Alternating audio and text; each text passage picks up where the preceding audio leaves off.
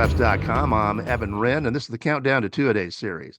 Our daily look at an area football team and the key questions we'll be answering about that team in our August 21st Big Country Preps preseason preview. I'm here with my partner, Dan Youngblood, via Zoom. And tonight, Dan, we're talking about the Hico Tigers.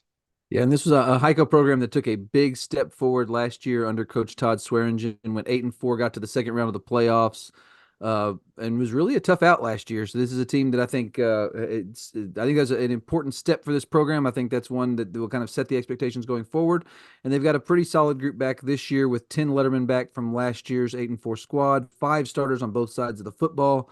So obviously they're going to have some guys to replace and some holes to fill, but it's an interesting team. I think this is a Hico team that will definitely be a playoff contender again, and will likely figure into the seeding mix in what should be a very interesting district.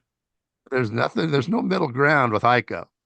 There's no middle ground. You're either going to like them or you're not going to like them. It's one or the other. They are a ball hogging team. They're going to kill as much clock as they can. They kind of remind me of the way I play in Xbox football. Yeah, You know? yeah. Limit possessions and just frustrate your opponent. Oh, absolutely. Yeah, Absolutely. they're good at that. I had I had some guys playing on Xbox and I burned up a whole quarter. I burned up a whole quarter. And he paused the game. He paused the game. He sends me a message during the game and he asks, "Why do you even play?" Anyway, Heiko plays my kind of ball, man. I love the way they do that. Um, before we get into tonight's show, we want to remind you YouTubers to please hit the subscribe button. And then after that, please hit the bell so you get notifications each and every time that we have new videos here at Big Country Preps. Also, we'd like to thank a couple of our sponsors, beginning with For the Love of the Game Broadcasting and our old friend Terry Slavens, owner of KLAX 93.5 FM out of Brackenridge, 97.7 FM KATX out of Eastland, Classic Country AM 1330 out of Graham, 94.7 FM KWKQ out of Graham, KROO 1430 AM out of Breck, and KWBY 98.5 FM out of Ranger. That is For the Love of the Game Broadcasting.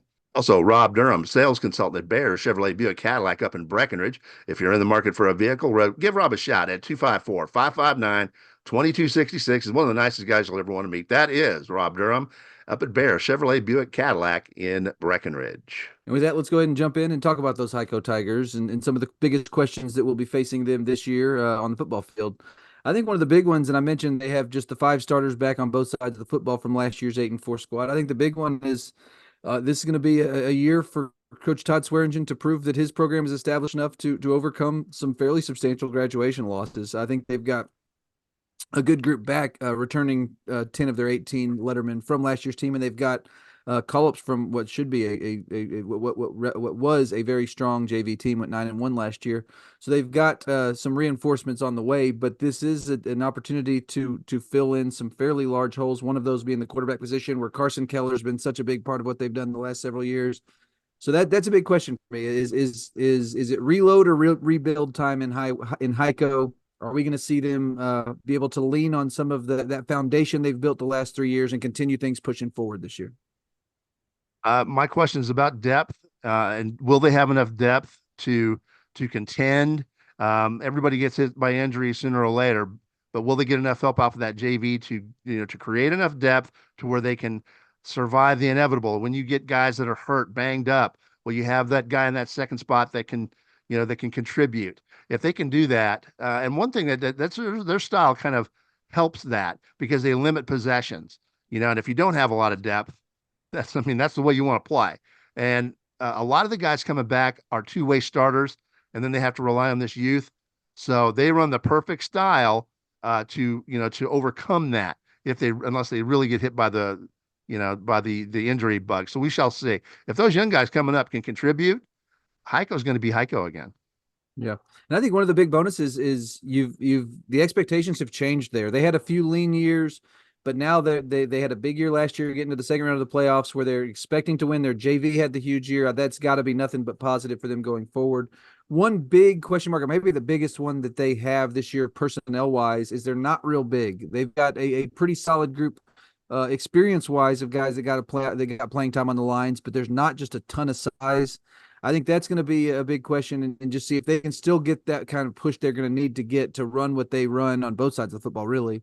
But they've got some really talented skill guys. You talk about the running backs, Buck Powell, Price Mullen, two very talented kids. Did a lot of production for both of them last year. Tyler Jackson's a kid who's played some receiver, and he filled in at quarterback last year. Could be back there again this year.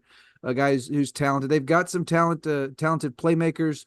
My big question is will they get enough push from what's kind of an undersized line to do what they like to do offensively, and then on the defensive side, be able to keep from getting pushed over. But I like where this program is from an expectation, from a foundation standpoint. I think these guys are going to compete at a very high level. It's just a matter of whether they can fill some of those holes that they have this year. All right. And with that, we're going to take a look at Hico's schedule for 2024. We'll start with the non-district portion.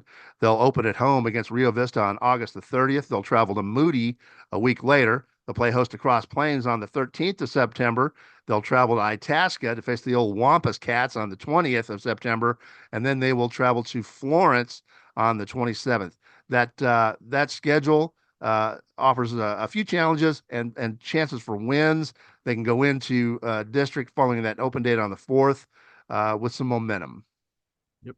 And they open district with a big one right off the bat, October 11th at home against De Leon before traveling to Bangs on the 18th of October.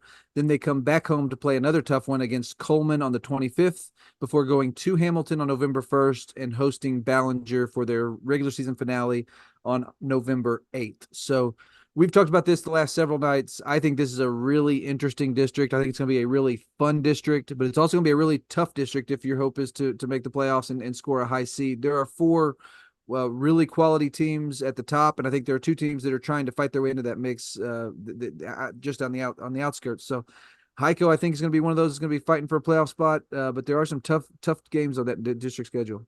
Absolutely. It's a tough league. We take a look at what we think is going to be the game of the year. We speculate about what the game of the year will be for each team that we preview. I've got a couple in mind for Hico. I'll let you go first. How do you see it? Yeah, this one's tough. It's been tough for all really every team in this district except for Bangs and Ballinger, which we've kind of said need to beat each other to have an opportunity. But for the other four, I've had a really tough time narrowing it down. I'm just going to go with the district opener at home against De Leon. I think that's going to be a very tough game. I think we all expect De Leon to be a very good football team this year, but that is the district opener. That one's going to kind of set the expectations going forward. It's going to kind of set the district race, I think. I'm eager to see how that one goes. If Hico can compete well at home against De Leon, I think you've got a chance potentially to compete for wins against Coleman and Hamilton. If they can't and get kind of if that one kind of gets a little lopsided, you're maybe looking at a 4 seed instead of a 2 or a 3. I'm going to agree with you on this one around this time around, but you could really look at other games of vital importance being Coleman or Hamilton. A win in any of those three, De Leon, Coleman, or Hamilton, will likely result in a higher seed for Hico. It just depends on how many of those teams they can knock off. Mm-hmm. But if you want to look at it strictly as getting into the playoffs, then you can't afford to lose to Banks, in my opinion. In the Yeah. second district game, that's one you've got to have because they'll clearly be big favorites, in my opinion, over a still young Ballinger team. So it just depends on what you're looking at, a higher seed or simply qualifying for postseason play. There's a number of different ways to look at this. Yeah, but that's why I find that De Leon game interesting because win or lose, I think it's going to tell us a lot about this Hico team, which we've talked about on some of the previous episodes. If you missed those, I've said it multiple times now. I think Hico is a dangerous team. I think this is one of those sneaky, tough teams that people don't necessarily put on that list of upper echelon teams in this district. I think when people look at it, they're thinking De Leon, Coleman, and then Hamilton, who's kind of risen up to that level in recent years. But I think Hico's one you've got to watch out for. They play a very tough style, a tough style to prepare for, a tough style to compete with, and one that can really frustrate you if you're not on your game on that night. So I think that De Leon game is going to be interesting because if they can compete with De Leon, they can compete with anybody in this district, in my opinion. If they get up on you, if Hico gets up on you, if they're still ahead of you in the second half, you are in big trouble. You're in Yeah. big trouble. That's what people forget about this Hico team. People tend to discount them. Yeah. But the fact of the matter is, if they get you down, especially in the second half, you're going Yeah. to have a problem, And the, winning that football game. So and the this is cool that's a dangerous team. Yeah, and the cool thing in recent years is they've learned to win. I mean, they won 8 games last year at the varsity level. They won 9 games at the JV level. This is a team that they're not necessarily the plucky underdog anymore. They're winning football games. They expect to win. Mhm. So I think it's going to be a really neat and interesting year for this Hico squad. All right, with that, it's about time to wrap up this edition of the Countdown to Two-A-Days, the Hico Tigers. But before we do that, we want to remind you, August 21st, that's the big night here at BigCountryPreps.com. That's when we release our annual preseason football preview, covering the entirety of the Big Country, plus a lot of teams on the exterior of the Big Country. It's the most comprehensive look at area football that you're going to get from any media source. We'll have a preview for every team. We'll have a player feature for every team. We'll have opinion pieces. We'll have stats. We'll have standings. We'll have video. We'll have tons of photos. You name it, we're going to have it. Join us for all the fun, August 21st. And this year, as Dan is about to tell you, it gets even bigger. Yeah. Our coverage area is expanding this year. Our base 40 11-man schools is growing to 45 with the addition of Mineral Wells, Glen Rose, Graham, Toller, and Miles. So we're really excited about the addition of those 5. We hope y'all are excited to follow our coverage of those schools throughout the school year. In the meantime, we appreciate you joining us for this episode of our Countdown to Two-A-Day series. We hope you come back tomorrow when we wrap up Class 2A with the San Saba Armadillos here at BigCountryPreps.com.